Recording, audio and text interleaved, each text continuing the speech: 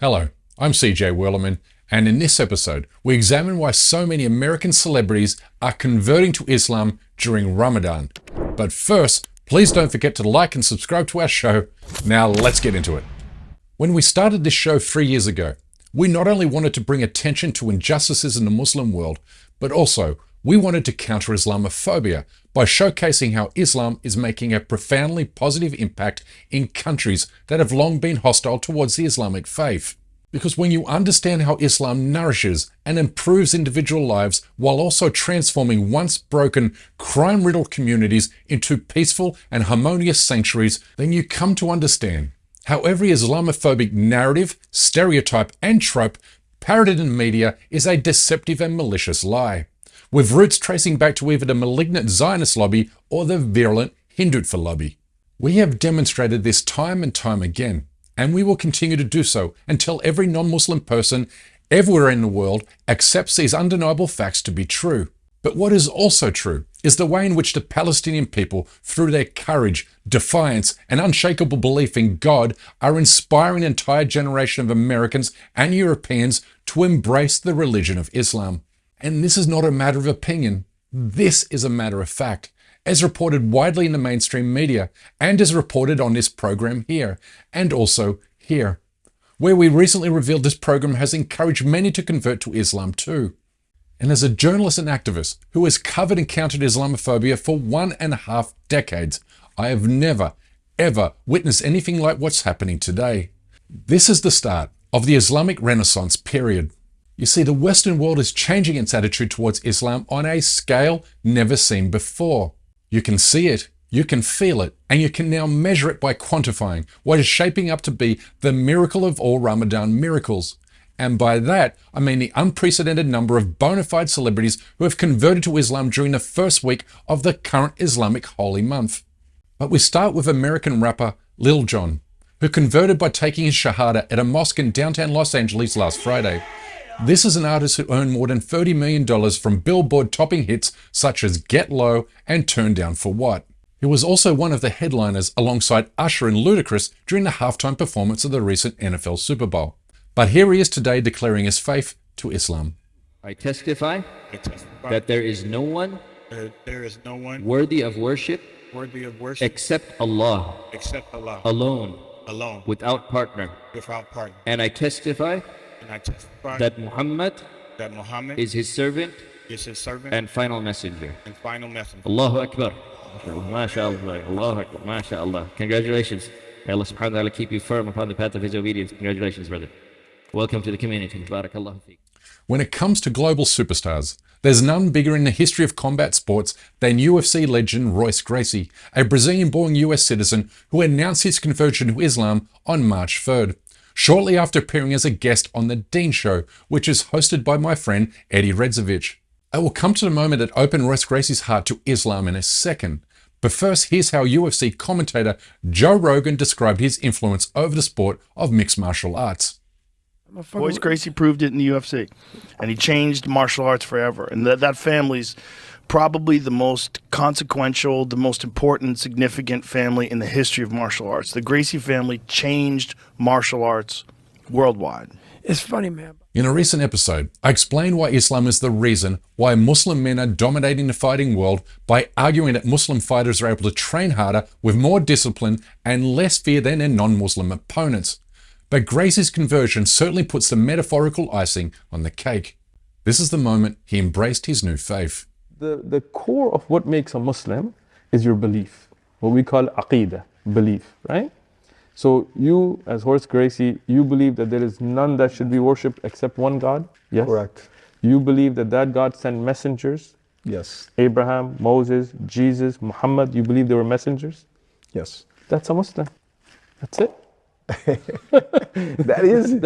can go to Mecca now. Now you can go to Mecca. We're gonna do your shahada. We're gonna do the testimony, and then we're gonna go to Mecca together. How's that? We gotta go to Mecca one day. We'll do it, inshallah. Inshallah. Inshallah, I already know that. Now, we still have more celebrity conversions to report here, but first, I want to make what you might call a shock prediction. So here it goes. I predict that Joe Rogan will soon convert to Islam. which will be a truly earth-shattering moment for the Islamic faith in the Western world, given he counts among the most influential people on the planet, having hosted the world's most popular podcast for years. But before you call me crazy, let me explain the reasons for my prediction. Firstly, I know Joe Rogan, at least a little bit, having appeared on his show as a guest in 2014 to discuss American politics and religion for nearly 4 consecutive hours, in which he did not hide his disdain and hatred for all religious faiths, including, and in particular, Islam. He has not only said some truly hateful things about Muslims, but also has repeatedly hosted infamous Islam haters such as Richard Dawkins, Sam Harris, Hirsi Ali, and Majid Nawaz, to dish even more poisonous venom on the Islamic religion while also defending Islamophobia. As soon as you talk about this incredibly restrictive, misogynistic culture that's based on an ancient series of rituals and beliefs, you become a racist and a bigot by talking about a reality. And they're not a race. You're talking about culture. And it's important to make that distinction as a Western chauvinist, that I think the West is the best. I don't care what race you are. But I don't think that other cultures are different. I think they're worse. And Islam is 500 years behind us. But here's the thing. The more a person hates Islam, the closer they begin to examine it. And the more they study the Quran and learn about the life and times of the Prophet Muhammad, the sooner their prior misunderstandings and prejudices unravel and disappear before their very own eyes. This was certainly the case for me 15 years ago, which I explained recently in this episode here. And it was also the case for Dutch politician Joran van Cleveren, who converted to Islam while doing research for an anti-Islam book. And I strongly feel that this will be the case for Joe Rogan, who has gone from saying the worst things imaginable about Islam in the past to saying positive things like this today. It's one of the most popular religions in the world, but it's a religion that embraces discipline. You go through Ramadan, you're not eating all day, you're not drinking any water all day. That belief system helps people, keeps them disciplined, keeps them on a good path. Clearly, Joe is taking a much more accommodating tone towards Islam and Muslims, although he still welcomes guests who spread hatred towards the religion, like renowned Muslim hater Douglas Murray recently, which is why Eddie from The Dean Show urged Joe to invite me back onto his show. So hopefully we can awaken some good hearts and some noise can be made, some awareness. And I think our friend Joe Rogan has a great platform. I know you've been on the Joe Rogan show before. Are there any plans to return? Has he invited you back? I mean, he's someone that can help to spread some of this good information out there. What do you think? Time will tell whether my prediction comes true or not, but I'm confident history will eventually prove me right. I've spent years studying Islam haters and their personal transformational journeys. But a prediction I don't need to make, however, is the recent conversion by my friend and fellow activist Sean King, who explained to our mutual buddy Sheikh Omar Suleiman how the Palestinian people helped bring him to the Islamic faith at the start of this year's Ramadan. But I don't know that I would be here today without the past 6 months of suffering and pain and trauma that we've seen in Gaza. And so many men and women and families there have welcomed me as their friend and have allowed me to walk with them through their grief and their pain, but also through their faith and strength and resilience. This is Islam. It makes you feel the pain of others who are less fortunate than you by opening your eyes to injustices and giving you a spiritual guide for resisting collective oppression and individual depression.